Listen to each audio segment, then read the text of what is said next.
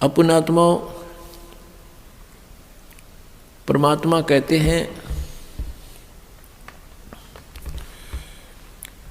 कि सतगुरु संगत छोड़ के चाहे लाख वर्ष जप कीन, इंद्री कर्म ना मोक्ष होए फिर काल के अधीन।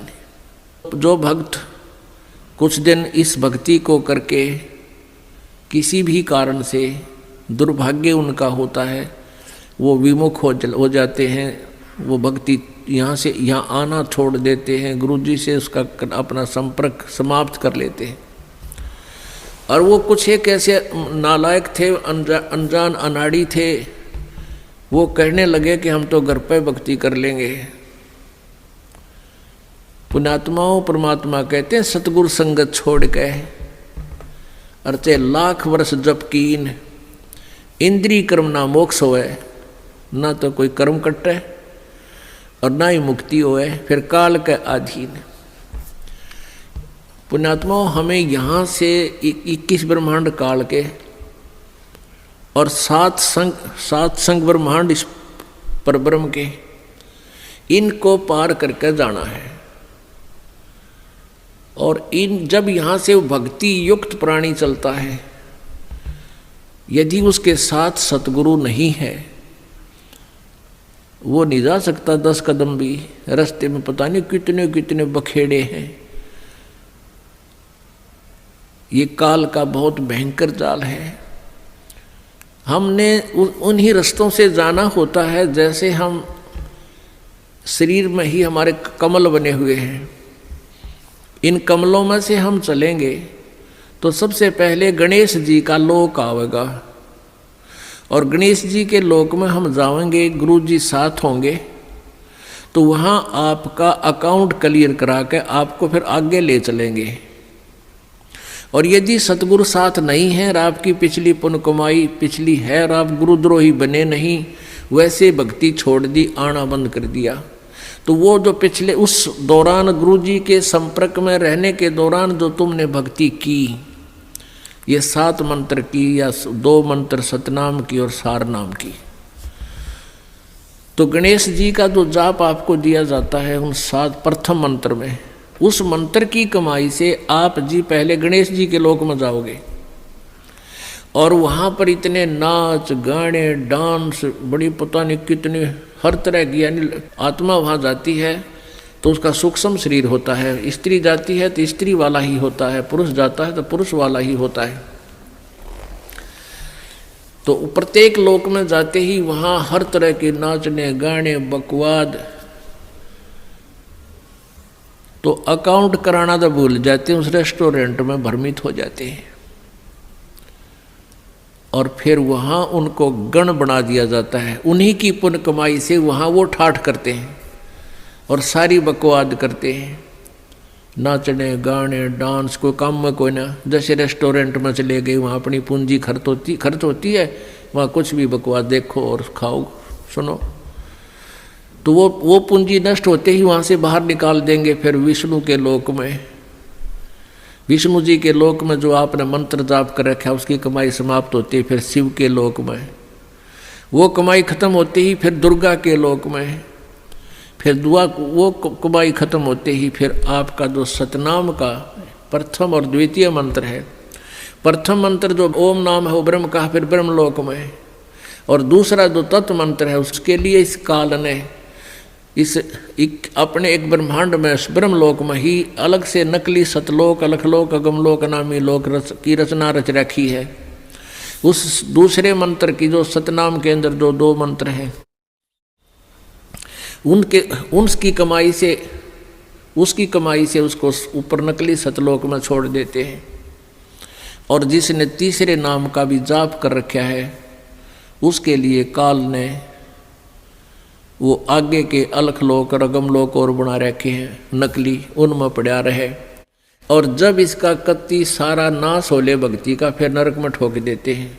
यानी इस प्रोसीजर में हजारों युग बीत जाते हैं, उसको पता भी नहीं चलता त्रिगेला के विरान माटी हो रही है। तो सतगुरु कहते हैं शिव मंडल ब्रह्मापुरी चाहे विष्णु लोक में हो, अमरे गुण भूले नहीं तो आण छुटाऊं तो। अब कई पुण्यात्मा कोई ज्ञान तो खूब सुन लिया और कोई दुर्भाग्यवश यहाँ से दूर भी हो गए तो वो फिर इससे या तो शिव मंडल में, शिव के लोक में, या ब्रह्मा के लोक में, या विष्णु के लोक में जा रहा है, फिर वहाँ कमाई वह मौज मार रहा है, तो उसके हृदय में यो ज्ञान अंतःकरण में समाया हुआ है। तो उसको याद आएगा कि गुरु जी तेन्यू क्या करते। कबीर परमात्मा के ज्ञान को बताते थे, यहाँ तो हमारी पूंजी नष्ट हो रही है, हम तो गलत आ गए, हमने तो यहाँ नहीं आना चाहिए था। कहता वहाँ भी तू हृदय से रोएगा ना मेरे लिए कि भगवान मैंने छुटा लो, कहते वहाँ से भी तुझे छुड़ा लाऊंगा। अब देखो पुण्यात्माओं, ये सु अवसर आपके लिए, जय इसमें पार तय होगे तो होगे, नहीं यू किया हुआ कर्म शुभ तुम्हारे साथ रहेगा, फिर उसका फायदा क्या होगा, के बनेगी। परमात्मा कहते हैं शिव मंडल ब्रह्मापुरी चाहे विष्णु लोक में हो और हमारे गुण भूलना नहीं थे, वहाँ भी आण छुटाऊं तो ही। मान ली आप चले गए गुरु जी से, यहाँ से विमुख हो गए और आप चले गए विष्णु जी के लोक में, और वहाँ आपको याद आ गई, ओहो रही हम तो गलत आ गए भगवान, यहाँ तो बहुत गलत आ गया, हमारी पूंजी नाश होगी। वहाँ भी आप रोने लग गए तो वो मालिक परमेश्वर आएंगे और वहाँ से भी आपको ले जा करके कहाँ रखेंगे। यहाँ एक मिनी सतलोक है, प्रत्येक ब्रह्मांड में एक मिनी सतलोक है, परमात्मा का अपना राजदूत भवन है। जैसा प्रत्येक देश में प्रत्येक देश का एक राजदूत भवन होता है, ऐसा परमेश्वर का एक स्थान है। तो उन आत्माओं को जिनकी पूंजी व्यर्थ ना होने दी, जिन याद आ गई, उनको वहाँ से लेकर वहाँ रख देंगे अपने मिनी सतलोक में और बीज रूप में। और वहाँ परमात्मा के लोक में, मिनी सतलोक में परमेश्वर की तरफ से सब आपको सुविधाएं आहार मिलेंगे, उससे आपकी पूंजी नष्ट नहीं होगी। उस वापस फिर उस पूंजी के आधार से आपको फिर पटकेगा परमात्मा सतयुग में। सतयुग में आप हजारों लाखों वर्ष जियोगे, लेकिन साधना गलत करोगे, क्योंकि आप नीचे आने के बाद भगवान की कति नहीं मानते और जैसा भी काल ने भ्रमित कर रखा है वही साधना पर लगे रहोगे। लेकिन वो सुविधाएं, वो सुख आपको होंगे पूर्व जन्म की कमाई से, भक्ति से। और आप सोच रहे होगे कि मैं जो भक्ति कर रहा हूँ, ये साधना कर रहा हूँ, मुझे इसी से सुख है। इस प्रकार सतयुग त्रेता द्वापर में आप अपने पुण्यों का नाश कर लोगे, कभी राजा बनोगे, कभी पृथ्वीपति बनोगे, कभी स्वर्ग में जाओगे हैं, और फिर आप कलयुग में होगे। और कलयुग में आपका मानव जन्म होगा, फिर यही प्रोसीजर फिर होगा आपको, फिर कभी आकर के हजारों लाखों युगों के बाद ये सुअवसर प्राप्त होगा। जो परमात्मा की शरण में नहीं रह पाए, अभी आपको बताया दो प्रकार भक्ति नाश होता है। एक तो परमात्मा से विमुख हो गए और उन्होंने अपने सभी मंत्रों की कमाई ऊपर ब्रह्मालोक, विष्णुलोक, शिवलोक, दुर्गालोक, ब्रह्मलोक और अलखलोक, अगमलोक में नकली में समाप्त कर दी। उसने तो कई लाख युगों के बाद फिर मनुष्य जीवन यहाँ पृथ्वी पाओगा और फिर सतयुग त्रेता द्वापर में जो शेष कमाई है वह खोएगा। फिर कलयुग में ही, किसी कलयुग में दाव लगे तो लगे इस समय जन्म होने का। एक दूसरा वो होगा जो परमात्मा याद आ गया विष्णु लोक में जाकर, उसको परमात्मा ले गए छुड़ा कर अपने रख लिया मिनी सतलोक में और वहाँ से फिर पटक दिया।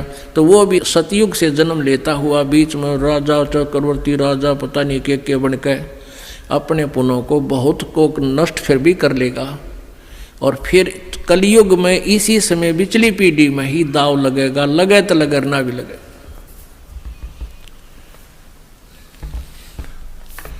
तो परमात्मा कहते हैं सतगुरु संगत छोड़ कर लाख वर्ष जप कीन, इंद्री क्रमना मोक्ष होवे फिर काल के अधीन। जब ये प्राणी यहाँ से चलता है, आगे नरी अप्सराएं नाच रही होती हैं या युवा देवता होते हैं, दोनों तरफ के मेल फीमेल को अट्रैक्शन करने के लिए इसने पूरा जुगाड़ कर रखा है।